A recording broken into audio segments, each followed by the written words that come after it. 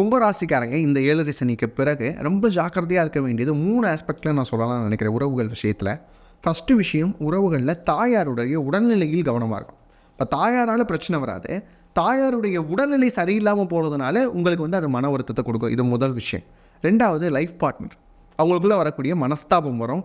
இன்னொன்று என்ன அப்படின்னு பார்த்தீங்கன்னா, சொத்துக்கள் ஏதேனும் வாங்குவதாக இருந்தால் கும்பராசிக்காரங்க தயவு செய்து உங்கள் பேரில் வாங்குங்க. இந்த காலகட்டத்தில் மிஸ்ஸஸ் பேரில் வாங்குறது அந்த மாதிரியான விஷயமோ, இல்லை என்னுடைய அணுக்க நண்பராக இருக்கிறார் அவர் பேரில் வாங்குகிறேன் அந்த மாதிரியான விஷயமோ, பார்ட்னர்ஷிப்பில் கொடுக்குறேன் இந்த மாதிரியான விஷயங்கள் வேணாம். இந்த பார்ட்னர் அப்படிங்கிற டேர்மில் கல்லெறி விழுகும்.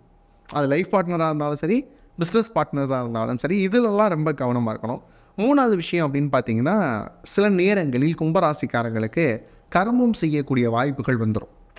யாரையும் வீட்டில் இருக்கக்கூடிய உறவுகள் தவறி கர்மம் செய்வதற்கான வாய்ப்புகள் இருக்கிறது. அப்படிங்கிறதுனால வீட்டில் இருக்கக்கூடிய பெரியவர்களுடைய உடல்நிலைக்கு ரொம்ப கவனமாக இருக்கணும். இந்த 3 விஷயத்தையும் உறவுகள் விஷயங்களில் கவனமாக இருந்துட்டாங்கன்னா கும்பராசிக்கு எந்த ஒரு பிரச்சனையும் இருக்காது.